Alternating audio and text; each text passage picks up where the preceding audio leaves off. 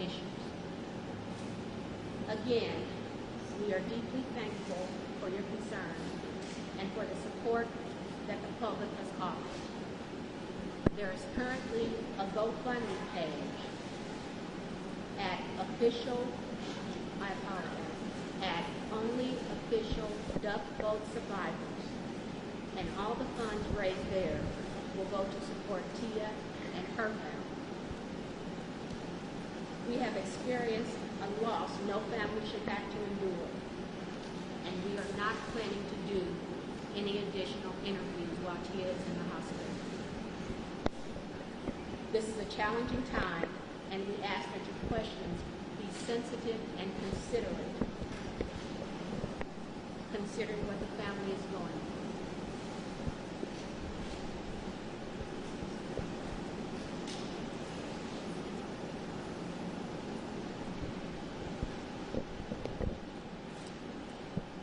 Tia Coleman, TIACOLEMAN.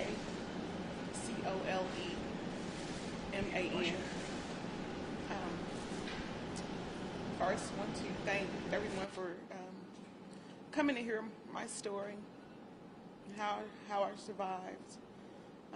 I want to thank the hospital for taking such good care of me, for me and my family. They've been here, and anything we wanted or needed, they've been able to provide that.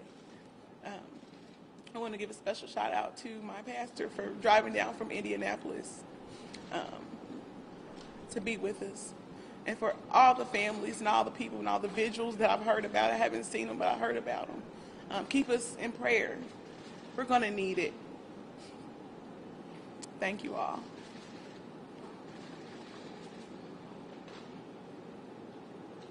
Tia will take a few questions.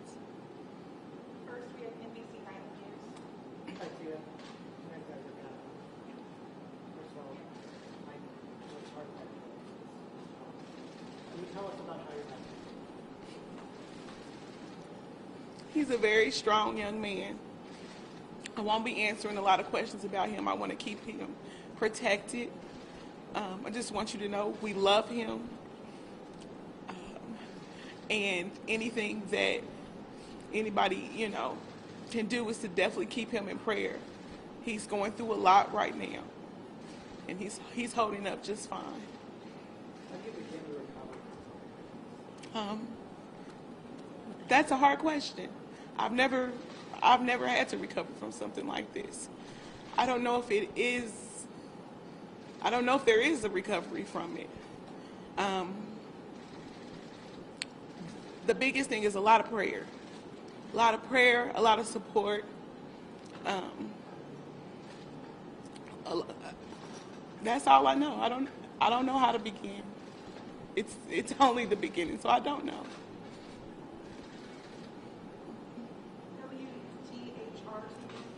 Yeah, Tia, can you talk about right now the support system you have and your faith is helping get you through this? Absolutely. First of all, I've been raised what I call the right way. I've been raised in apostolic church my whole life. I also have a ton of family praying for me, being behind me. As soon as they found out, they left in the middle of the night to come down. My pastor has even come down. I've had my friends come down here to support me. And this isn't all the family. This is just some of the family that you see here. I've had tons of family members and friends sending requests and asking how I'm doing and supporting. So that's the only way I'm getting through this is through God and through a lot of people here in the city. I've had pastors from the city come, and they've prayed for me and said they'll keep me in their thoughts and prayers. It's the best way I'm getting through it. And what about going home? Going home, I already know it's going to be completely difficult. I don't know how I'm going to do it.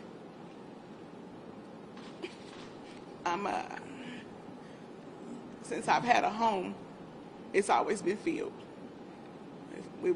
It's always been filled with little feet and laughter. And my husband, I don't know how I'm going to do it. I just know that I'll continue to need the support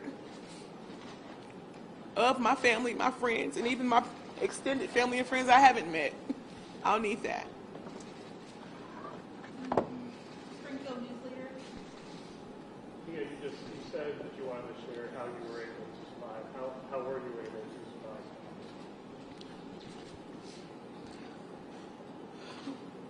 I've always loved water. I don't know if it's a Pisces or what. I always loved water. But when that water came over the boat, I didn't know what happened. I had my son right next to me. But when the water filled up the boat, I could no longer see. I couldn't feel anybody. I couldn't see. I just remember, I got to get out. I got to get out. And I don't know if somebody pushed me or what happened, but I hit my head on the part of the boat. And when I got out into the water, it was ice cold. And I remember as we were going into the water, they said that the lake stays pretty warm, like in the 80s. So I knew, for it being so cold, that I'm close to the bottom. I'm not close to the top. And I just remember kicking and swimming up to the top. And as I was swimming up, I was praying. I said, Lord, please let me get to my babies. I got to get to my babies. I got to get to my babies. And I was kicking, and the harder I fought to get up to the top, I was getting pulled down. And I kept fighting, and I kept fighting. And then I said, Lord, if I can't make it, there's no use in keeping me here. And so I just let go, and I started floating. And as I started floating, I felt the water temperature change. And it got warmer. And as it got warmer, I knew I was to the top. So I stuck my hand out, and I kept swallowing tons of water. The waves were crashing over my face, and every time I get my head a little bit above water, I scream, help, help. And finally, I came up to the surface, and I saw it was a great big boat out, like a river boat. And they were, oh my God, they were jumping in, saving people. They were throwing life rafts out to everybody, but I couldn't reach it. I couldn't get there in time. And so somehow I managed to get to the boat. These beautiful people, angels, I don't know who they were. They pulled me up. And when they pulled me up from the boat, I didn't see any of my family. But I believe I survived by God and by Good Samaritans. Kansas City Star. Right, Garcia. I'm so sorry going through this. I have some simple questions, but I'm asking them because I always ask everybody else what you're going through. So my first question is, did the captain say anything about life jackets, and if he did, what did he say? The captain did say something about life jackets. He said, above you are your life jackets. There's 3 sizes. He said, I'm going to show you where they are, but you won't need them, so no need to worry. So we didn't grab them. About when did he say? I really don't know.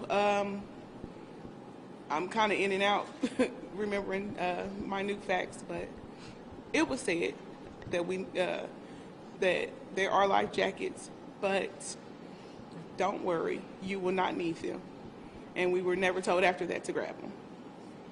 And we've heard from other survivors that the canopy that was over your head may have come off, and that's how some people were able to get to the surface. Do you have any memory of what happened to that canopy above your head?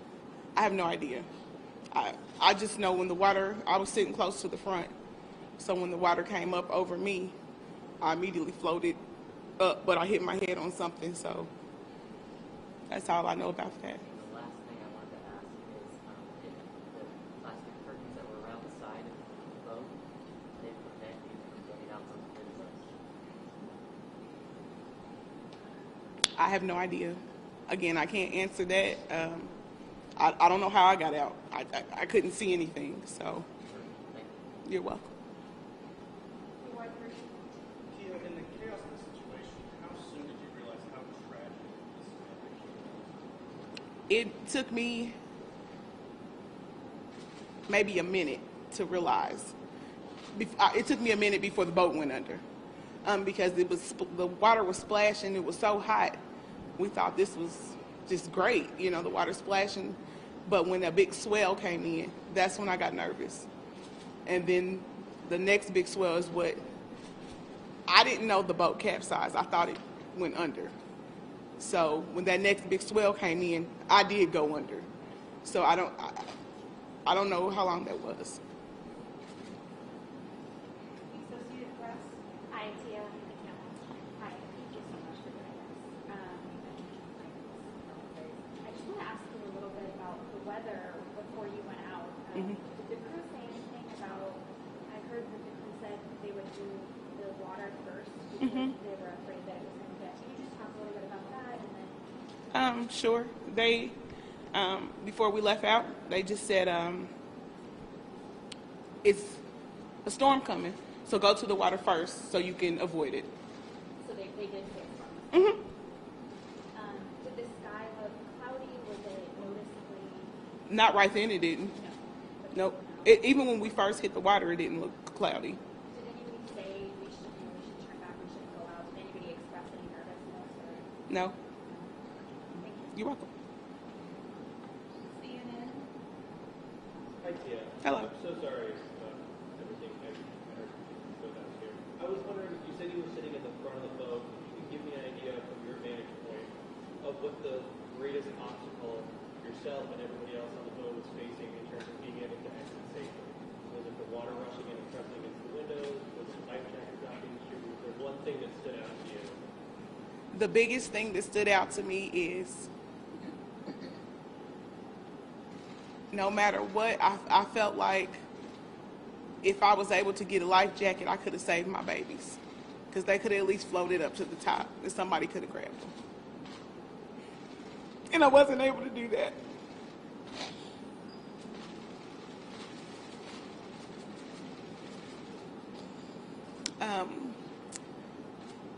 I can't say what the restriction was because when I went up, I thought I hit the ceiling and I thought I was dead because I didn't know how to get out from.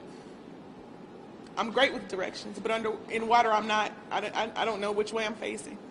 So when I went up, I didn't know if I was in the ceiling or I figured I was in the ceiling because I wasn't moving, and then something just kept pushing me.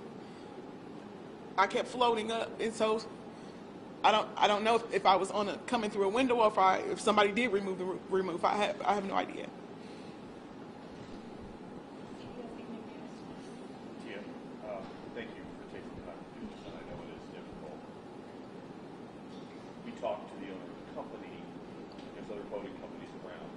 Do you think duck boat companies should take their boats back on the water? That's something I'm just not at liberty to say. I have no idea. Based on what you and your family do?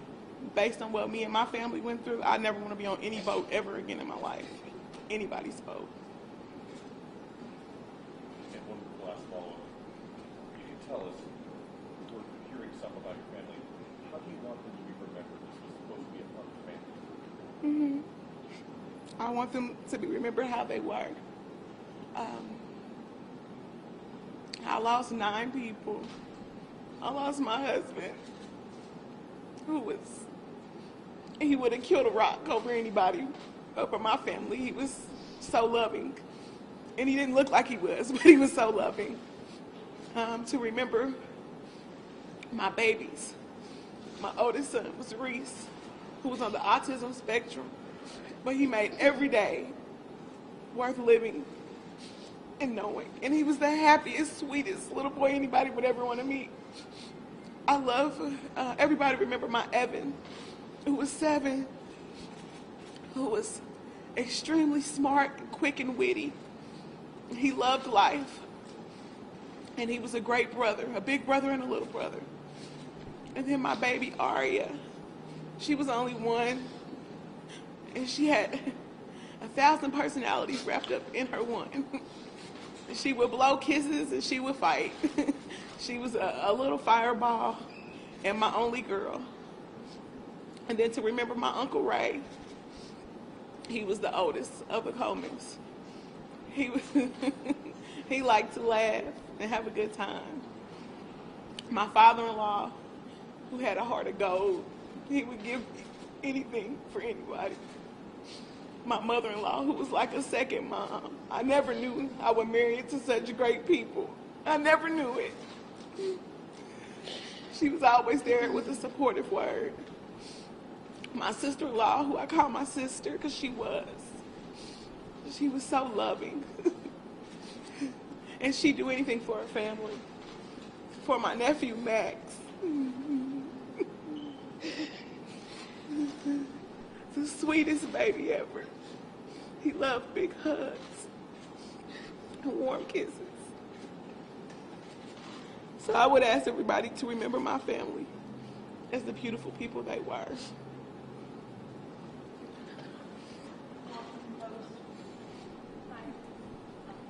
Hi, I'm right here. Hi. I was wondering, looking back at everything that happened, is there anything that you would like to say to the owner of the boat company and to the captain, to the crews that were with you guys? I don't have anything to say to the owner. I don't have anything to say to the captain. To the survivors of the boat, I'll continue to keep you in my prayers. I know what you're going through. To all the lives that were lost, it was so much. To all the lives that were lost, I just pray that they're continuing to live on in their families' hearts. New York Times. Tia, sorry for your loss. Can you tell me a little bit about the days that you were on vacation? Maybe tell some of the last fun memories that you all had. What are some of the things you all did while you were here in Branson? And just can you share some of those memories, some of those happy memories before The hotel we were staying at, the kids always loved to swim in the water, and we just like getting in the water. So we all went down to the water, had a good time in the pool, and then I called myself sneaking off to get in the hot tub, and here come those little bodies coming in there with me. And they're like, oh, this feels so good. This feels so good. I said, get back in the kiddie pool. So I'll remember always how they always loved to be around family. We ended up going out to eat while we were here. We went to Golden Corral, and I hadn't been in I don't know when, and I guess I forgot how much food they had. So the kids were like, can we have this? I was like, we're on vacation. On vacation, you can have whatever you want. So I started piling up their plates, and they were eating up all this food, and they had cotton candy and rainbow sherbet, just stuff you probably shouldn't give your kids all the time, but that's the kind of parent I would do stuff like that. That occasionally we did, and I enjoyed we had a big van. I enjoyed us being together and laughing at each other's stories and just comforting each other. Did you all see any shows, and how did you all decide on them? We did not see shows. We picked, in our family, like I said, my son is autistic. My oldest son's autistic. So a lot of things that quote unquote normal families or people that say they're normal families do, we don't always do. And that's another thing I loved about my family. They would make the situation fit for him. So we have to do stuff that to keep him where he can jump up and be entertained, or he likes to ride, so he could ride. So that was one thing we knew. He loves water, and he likes to ride. So we were like, that'd work out for everybody. We could go drive around on the boat, we could get in the water, and it would be a good time. And we had planned on going out to eat afterwards. So we did not see any shows. We did, on our family trips, we always tried to cater towards the kids.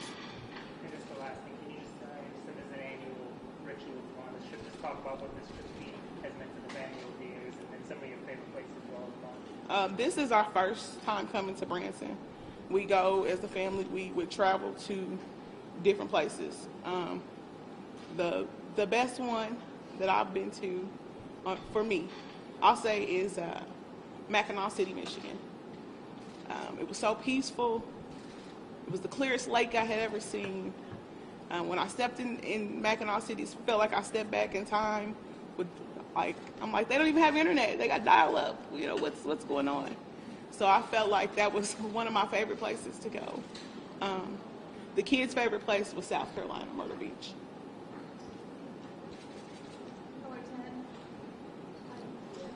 Sorry for you. I was wondering if the doctors have given you an update of when you may be able to leave the hospital. We don't know for sure. I'm still recovering just from swallowing so much water. But I'm doing better. I'm breathing better.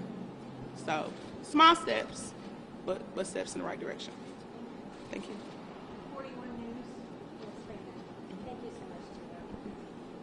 You talked to us about those moments when you started getting nervous. Can you tell me, as a mother, what that panic was like, not knowing where your children were at that moment?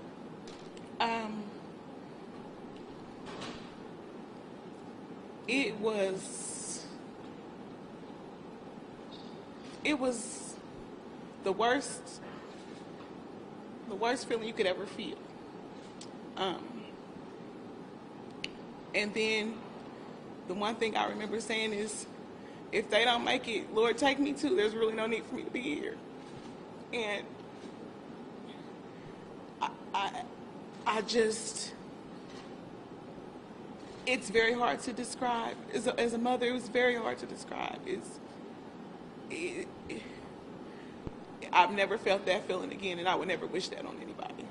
And at that moment when you said you just gave up and started floating, what was that like to just give all that up? I thought I was going to die anyway, so it just felt like the right thing to do at the time. And are you happy you made it to the top? I don't know yet. I think only time will tell. That moment when you were going back to the camp. Branson Highlights News.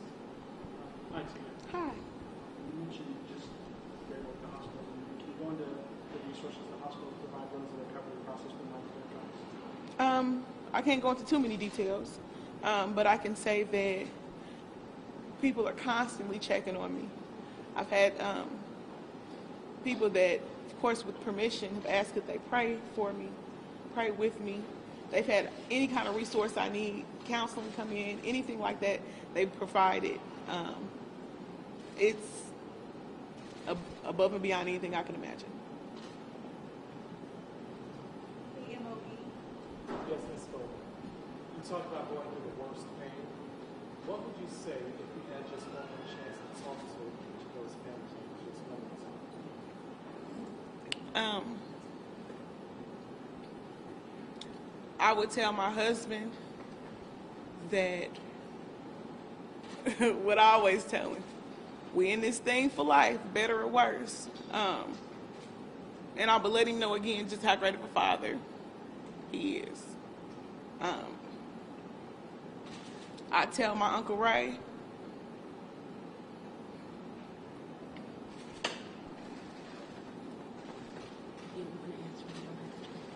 I'm gonna answer it. I tell him how much we love him and we appreciate him. I tell my father-in-law that since I lost my own father 20 years ago,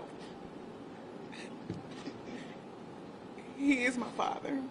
I tell my mother-in-law, thank you for all your wisdom and your love. I tell my sister-in-law, don't sweat the small stuff. You know I got your back, sis. I kiss my nephew.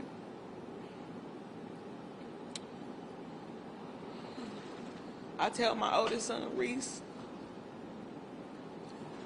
don't worry about what the world puts on you. Make your own new world. I tell my son, Evan, that you can be anything you want to be. And I kiss him.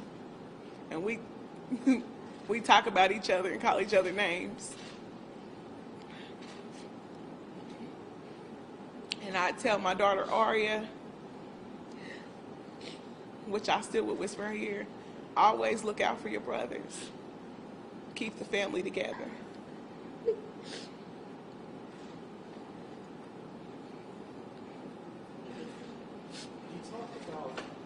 it's no doubt your faith is here.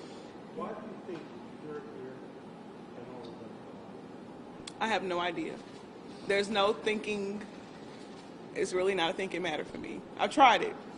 It's something I can't comprehend. I can't explain. I don't have the capacity to understand it.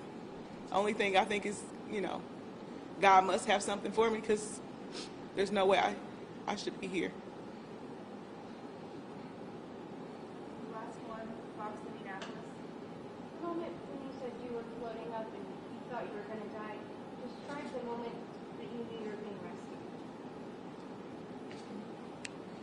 I didn't know I was being rescued until people's hands reached down and grabbed me. And I was so exhausted from swimming so much and fighting against the current that I still didn't think they were going to rescue me. I didn't realize I was rescued till they pulled me off. And I don't know if it was CPR, I have no idea. I just remember spitting up some water and knowing that I had made it out of that water. And it was then that I think I was just numb because I didn't know, at that point I didn't know where anybody was, anybody. I didn't know even where my nephew was. I didn't know where anybody was. So when I finally realized I was rescued, I still wasn't happy because I didn't know where my family was. Apologize, there's one more that you made on the list.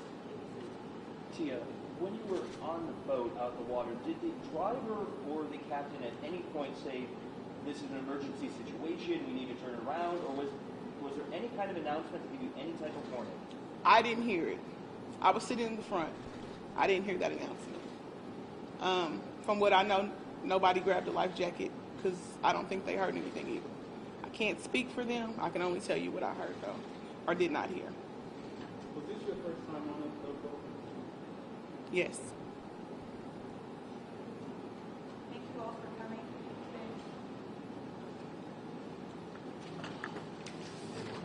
Thank you.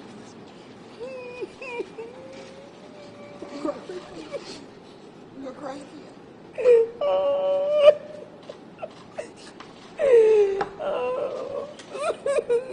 I miss him. I miss him.